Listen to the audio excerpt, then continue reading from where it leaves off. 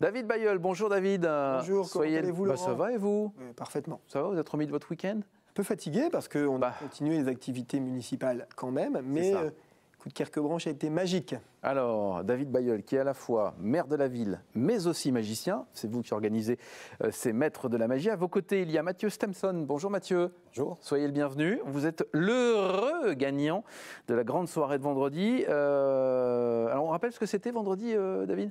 Vendredi, c'est certainement pour un candidat comme Mathieu la soirée la plus importante. Soirée qualificative pour le championnat de France de la Fédération française des artistes prestidigitateurs, qui aura lieu à Mandelieu, la Napoule, fin du mois de septembre, le dernier week-end de septembre. C'est le tremplin, c'est celui qui va lui permettre, non pas de se confronter au plus grand, mais de gagner.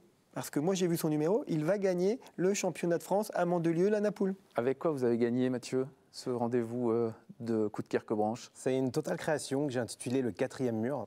Pour faire très court, c'est l'idée du numéro et de proposer au public un numéro où je suis à la fois avec eux dans la salle, mais à la fois sur une vidéo. D'accord. Dans le passé, logique. Hein. Bien sûr. Sauf que le personnage qui est en vidéo va complètement voir ce qui se passe dans le direct. Alors vous êtes alors je ne sais pas si on peut dire magicien, vous êtes magicien bien évidemment, vous avez plein de cordes à votre arc, mentaliste, close-up, Je suis un passionné de cinéma et donc tous mes numéros sur scène, je tiens à ce qu'ils soient scénarisés. Et ça part de là. D'abord, j'écris le scénario, les idées, et ensuite, je vois quelle discipline j'ai besoin pour mettre ça en œuvre. Donc, il y a du mentalisme, il y a de la magie, il y a des techniques de cinéma, etc. Je mélange plein de choses. C'est un vrai show. Ouais, complètement, ouais. Ouais. Comment c'est venu pour vous la magie? L'histoire classique de tous les magiciens, le coffret de magie. Bon, je parie que ça commence avec une boîte. Offert à Noël, voilà. C'est ça. À la différence, c'est que je pense qu'il y a 99 gamins sur 100 qui regardent la boîte, l'ouvrent, comprennent rien à ce qu'il y a dedans et la laissent. Et moi, j'ai appris comme un malade les 265 tours qu'il y avait dans la boîte. Ah oui. Voilà. Donc ouais, passionné de ça, vraiment passionné. Puis après, petit spectacle à l'école primaire avec cette boîte. Le directeur très enchanté de ma prestation est allé m'acheter un livre de magie. Et on est passé à l'étape supérieure avec des passes de cartes, de pièces, etc. Comment on passe de la passion quand on est enfant à sa profession? Faut être à moitié taré. Hein. Vous aviez un bon directeur, parce qu'un directeur qui vous soutient quand vous lui dites « je veux faire de la magie », c'est pas courant. Tout à fait. Non, il faut déjà être passionné. Il faut être mordu, ça c'est la moindre des choses, enfin, c'est obligatoire. Et puis après, il faut se lancer en fait. C'est pas un métier avec des règles, c'est pas un métier avec une école ni avec un diplôme. On apprend tous les jours, c'est un parcours de vie très atypique, mais je le souhaite à tout le monde. Pourquoi ? Parce que c'est des rencontres, grâce à cette passion de base qui est devenue un métier, j'ai fait des rencontres incroyables, j'ai vu des lieux incroyables, j'ai vécu des choses incroyables. Moi, je viens de la restauration à la base, j'ai eu un vrai métier avant. Je n'aurais jamais vécu tout ça en restant dans ma cuisine. J'aime bien le j'ai eu un vrai métier. Voilà. Parce que ça, c'est pas un vrai métier? Non, c'est beaucoup de travail, bien sûr, mais c'est pas un vrai métier dans le sens où moi, je me lève tous les jours en ayant le plaisir d'aller travailler. C'est malheureusement pas le cas de tout le monde. Ouais. Il y avait du lourd vendredi? Vendredi, beaucoup de talent sur scène. Un jeune garçon qui a eu le 2e prix et qui est également qualifié sur le championnat de France, mais catégorie junior. Un jeune garçon de 12-13 ans, qui faisait un numéro de cordes incroyable. Une dame qui nous faisait du quick change, un petit peu Arturo Brachetti, sur le thème de Mary Poppins. Oui, vraiment des grands numéros, aussi des numéros plus théâtralisés, avec un peu moins de magie, ce qui se fait beaucoup actuellement, mais que le public a beaucoup apprécié sur l'aspect scénario et scénique.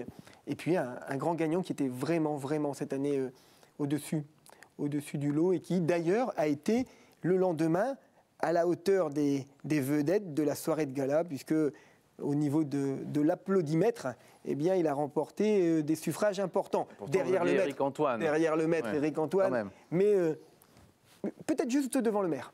Juste ça. Est-ce qu'éventuellement on peut vous demander un petit quelque chose, Mathieu? Non. Non, bien sûr, oui, bien sûr que oui. Ouais, je ne sais pas, ce qu'on peut faire. Qu'est-ce qu'on peut faire? Alors, je ne sais pas, on peut improviser. Est-ce que par hasard vous avez de l'argent sur vous?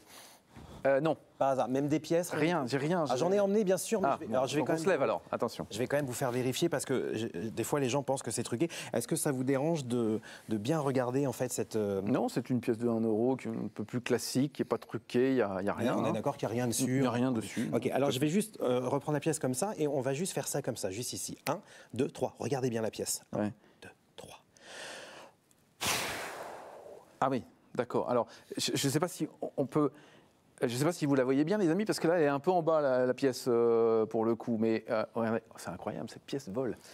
Alors forcément, il y a des gens qui vont penser que ça fonctionne avec un système d'aimant. Vous pourrez je vois essayer rien. chez vous, les pièces d'1 euro ne sont pas aimantées. Il y en a d'autres qui pensent que ça marche avec un fil. Logique, hein, c'est la deuxième solution qui vient.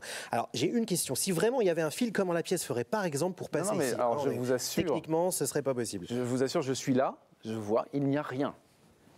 Alors, C'est vrai. La troisième chose qui est vraiment dingue, c'est, vous allez voir, au moment où la pièce se pose dans ma main, tout le monde applaudit comme des tarés. Ça fait 1, 2, 3. Bravo. Bravo. Bah, on applaudit à deux, parce que nous sommes à deux dans le studio. Bravo, Mathieu. Bon, j'avais dit comme Comme des ça. tarés, hein, mais bon. Mais vous étiez parfait. Merci beaucoup d'être venu pour nous montrer un petit peu votre talent. Vous êtes de quelle région, Mathieu? Moi, je suis originaire de Normandie, de Deauville. Ce sont des choses qui arrivent. Mais oui. Comment vous avez connu les maîtres de la magie? Qu'est-ce qui vous a amené là? Les maîtres de la magie, il faut dire que ça fait 10 ans que ça existe cette année. Ça commence à être connu et réputé dans le milieu. Et donc, c'est donc le programmateur du festival, enfin du concours, tout du moins, Jean-Frédéric Dubled, qui m'a contacté pour dire voilà, j'organise un concours. Est-ce que ça t'intéresserait d'y participer?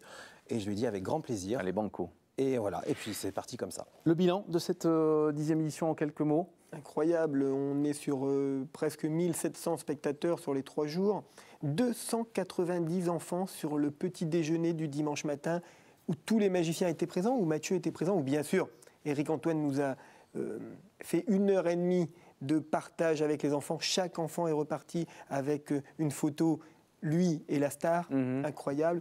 Des numéros à couper le souffle, un retour dans la population très important. On a vraiment passé un week-end magique. Bon, vous êtes déjà prêt pour la 11e édition? Ah, on y travaille un petit peu, quelques idées. Si vous le souhaitez, je viens les présenter ici. Vous reviendrez sans aucun Et je problème. vous remercie pour votre rubrique chaque semaine.